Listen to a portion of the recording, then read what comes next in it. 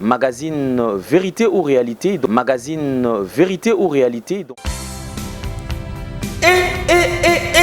Du nouveau à Kinshasa. Kinshasa a une autre couleur. Salon Lomela vous apporte plusieurs options. Papa, maman, enfant. Une seule adresse. La beauté est prête.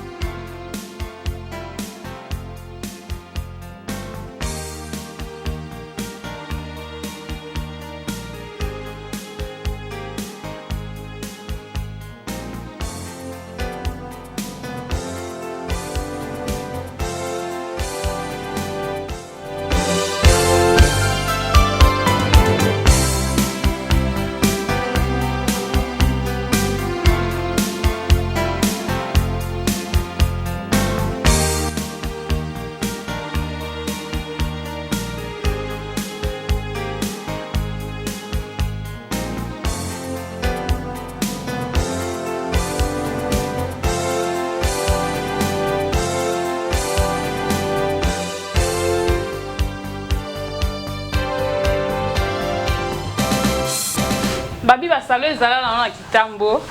Salo yaka moko. Salo Lomea. Na bengi ba fille o baza lokola ngai ba artiste. Donc boye ebele. Kwa ya Komoriko, avenue Lomami, Numéro 20. Babi bazala na bona ba salo mais salo yaka moko babi salo mona poto. Boziwa. Basi kitoko lokwa ngai. Bino mona ndé na koti na ndé na bimi. Donc deux personnes différentes. Baya kaka.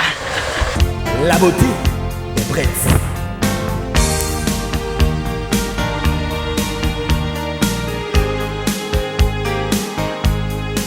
Vérité ou réalité dans vos maisons, dans vos boutiques, dans vos cuisines, partout où vous nous suivez, mesdames, messieurs, bonjour, bonsoir. C'est là, dépend de l'heure à laquelle vous nous suivez. Certainement, vous avez et belé au botal l'Arabie sur la nouvelle tendance télévision, vous avez chaîne d'attache Nabino. Et merci Mingi, na sponsor officiel. Il y a chaîne Abisso, il y a Gianni Sita, son nom pour tout Baramituri depuis Suisse-Irlande, mon vivier très crédible, un homme de précision. Merci à tous les partenaires de cette émission parce que nous avons beaucoup de partenaires. Comme véritablement femme d'affaires Chouchou Natati là. Merci Nayo, merci na Maloris la congolaise. 50 ans ça se fête, nous continuons la fête. Et merci na Taboufa du top modèle qui toko taille mongo. Pe maramignon surtout, aïbio sola bien. Merci aussi na pas mal de gens au bas soutien Arabie. C'est mon vieux Odilo Mampu exemple à suivre Yama Rachel Moussolongo, mon vieux Eva Moirina Autriche, na Bossa na PET et puis clin d'œil spécial na bande cognon surtout au bas la Narabiso. Méga Rognon le 8 juin précisément en France à Paris donc na Pierre Fitz Bagalois Zignon surtout tozo bengi sabino na réunion on a le 8 juin. Bozangate parce que c'est une association eza wana pona tina na ko consolider sous bolingo au sala ce que bolingo ezonga le sous makasi entre biso pe ba congolais surtout mingi bagalois na bagalois nga alende les nazo invité bino et belé la réunion wana clin d'œil spécial na mon vieux Clara de Bruxelles fondateur depuis sur Modesco Zolanda biso depuis Belgique et je penserai également na bande ko nyon surtout oyo bazarana biso nakati ya musala alidor oulié au four et au moulin tozo tambolana et Jordan Panzou na réalisation awa toza na Njili quartier 8 koka mona no makasi parce que na Njili quartier 8 ne bozo mona boso to moko impossible donc ngamo place na télé awa ya même pas moyen na respirer bien parce que il fait tellement sale, c'est vraiment sale et puis au point où Mago Rodo Bambi c'est commandé na kati baléo et zoka musabiso parce que salité elle est tellement makasi donc mais tozo bunda quand même to continuer sala musala et puis beaucoup monde a le sous vérité ou réalité version mon sous oyoyana leader lui parce que okita sur terrain on a pour sabino vérité sur makambezo salama awa na commune ya Njili mais naza na regret muke pona kozonga na bandeko tout oyo na ba sur commentaire musala na bango ko finga musala na bango ko pesa ba leçon parce que bango ba comment ba donner des leçons eza mabete ko apporter touche na yo to point de vue na yo par rapport à quelque chose eza mabete mais mabé ezali na sika beaucoup mi ko kende ba menace de mort bino nyonso bato ya kofinga komenase yo olingi osimba nani oyo basimbaka te. Je pense que mboka oyo mobeko likonzi constitution mboka na biso ezo mettre biso nyonso peuple congolais sur un même pied d'égalité. C'est-à-dire il y a pas grand, il y a pas petit, il y a pas mutu moko taza au-dessus il y a ba loi. Biso nyonso tout tozakaka na se ya mibeko. Merci na bandeko to bazo soutenir. Je pense que sur na lobby boza par rapport il y a différentes questions et à la poser et puis différents problèmes tozo kutana nango. Je me rappelle de toza boye tozalaka na bato mosusu bazalaka na ba problème o tobanda ko aider. Entre autres, il y a eu un cas tozwa awa na nouvelle tendance télévision tokutana na o babengaka ex-garde du corps ya Weransen o azalaka na mbasu na lokolo et puis azalaka pe na hernie de part et d'autre. À ça la crise tozwa ye na compte il y a fondation Ndele au cœur de la nation, ils allaient fondation na bino oyo déjà te mettre en place pour na bino. To sala ki maramunyo surtout to bunda ki pikende ko wana bandeko baza na poto ba bonne foi ba meka ko contribuer na mbongo mike enfin que ndeko wana azwa ba soin na ye comme il se doit et puis abika. Bravo na bino nyonso tout. To kutana na kamu susu ndeko na biso mwana biso grâce à zaki mwana muke azaki na problème à timère. To sala émission et kenda partout bato ya bonne foi bato ba kozwa ndima ko kozwa charge ba monana ti to sala oyo kai ko sala. Il y a eu plusieurs cas où il a rabisso. Objectif c'est la ranine. Ko sala effort à ce que Congolais a une difficulté, to mekapé ko sala effort to tombolé to longolé na niveau na passi. To me maé na classe moko normal pour permettre à vivre. To sala raché c'est pour sauver kaka ba vie, hein, pour qu'il n'y ait pas perte de vie humaine. Mais émission to sala awa na cernenet au boté komona, je crois pour mona ba extrait ndam. Il y a une émission qui la bino. Et comment il y a un petit problème, c'est-à-dire que tu as menacé dans nous yemoko. Tu as menacé dans moko à l'endele. Tu as koloba ko boma. Bazobenga. Et puis ce qui m'étonne c'est que comment est-ce que mutakoki kozala lâche tina niveau wana. Vous savez, naloba toujours que kozala maele mais sur la mise à jour ya maele na yote au risque ba bengo muta maele akala. Okobenga nga à l'endele. Olingi kutuko se présenter te ozo finga ozo menacer okobomanga muto akobomanga na notikala komona na te. Je pense que seul muto aza na dernière décision sur vie nanga ezali nzambe. Alors nazo chabino en garde, c'est-à-dire mututu oyo monike et c'est pas l'ici de émission okoki ko zapper na yo simplement. Je ne suis pas obligé à kosala ka makanisi na yo oyo ozoloba. Liberté de choix ezali, bien que choix ezala ka combat. Puisque même maintenant, quand tu as pour Olata Bilamba, tu as un combat, mon choix. Est-ce que je vais mettre le bleu, na noir, na rouge, na nini? Nyon so toana est dérangeant. Mais ce qui est commis à niveau que il y a menace de mort, beaucoup boma, ngani na saboé, na tamola na garde du corps té. Mitu kananga nyon so tout et bani. Donc mutu amonike asana besoin nanga adresse nanga pe et bani. Sentir ngani na saboé, je n'ai aucun problème contre le vieux Koffi Olomide. Azali icône ya musique na biso, mais je pense que s'il y a un problème nayaka awa na loba.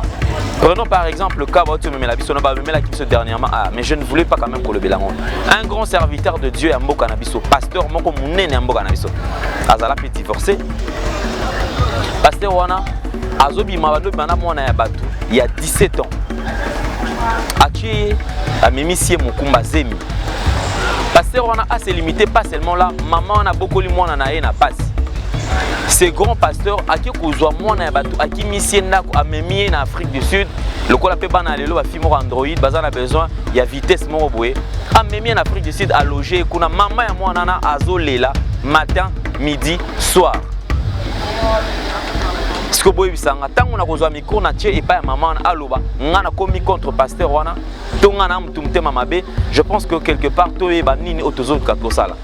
menace sur nga, sur réalisateur nanga Alidor Luyeye, sur Jordan Panzou, je pense qu'ils sont nul et sans effet. Moutaousa la biso et loco azati.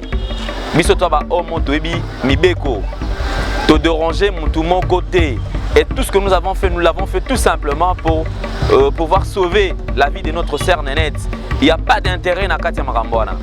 toza na biso na intérêt mon côté, au contraire biso ne tobimisaka mbongo na biso pona ko soutenir nanu bandeko wana na premier point. Et deuxième point, ils allaient battre baza na bonne foi, neti ba tabu fatu top modèle, neti ba véritablement femme d'affaires chouchou na tati là, neti venanga Janisita, Tsungam Poutu banga Michuri depuis Switzerland, ba benga ka de temps à autre, ba ngonde bazwa kutu soin ya bande comme ça mona ba komi ko soutenir bango. Nga je ne suis pour rien. Bande ko tour bazo benga pona ndeko na biso cerne net. En tout cas, merci mingi na bino bande ko tout boza na projet pona ye, pona ko réunir ba conditions azala ba conditions ya bien. En tout cas, nzamba pa mola bino.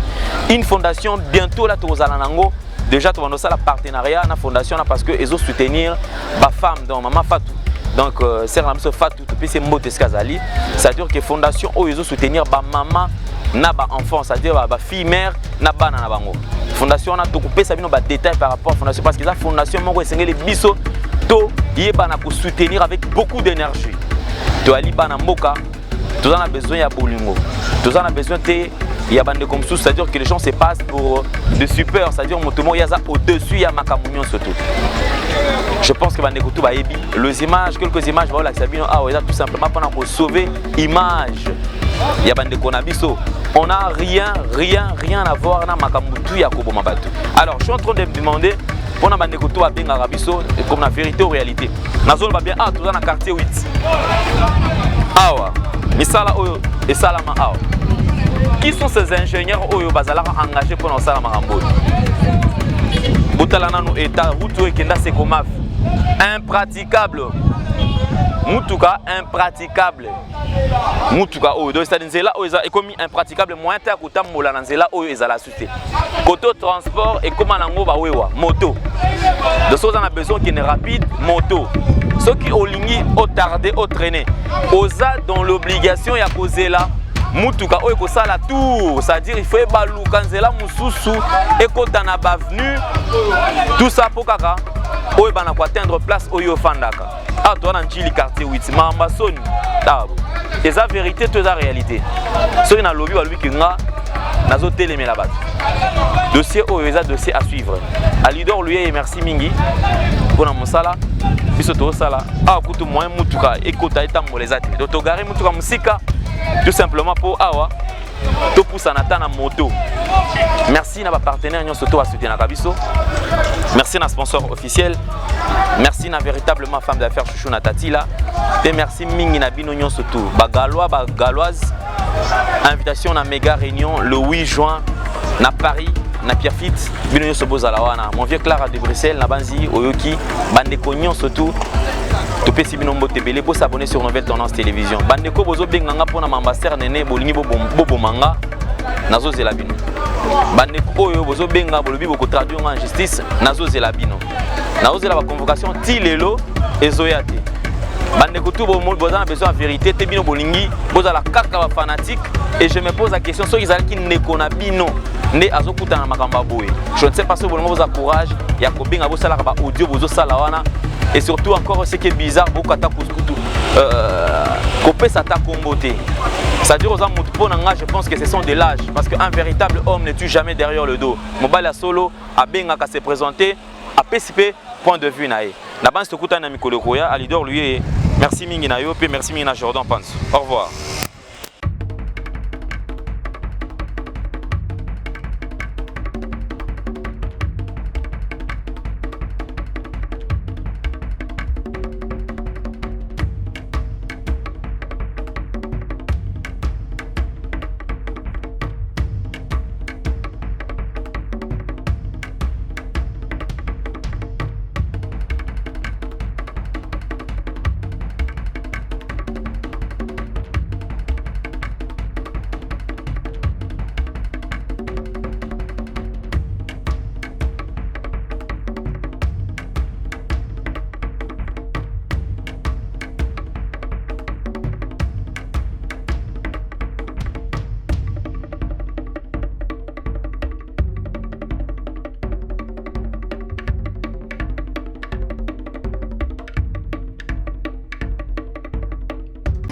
Banaki, Banapoto, Mokili Mobimba.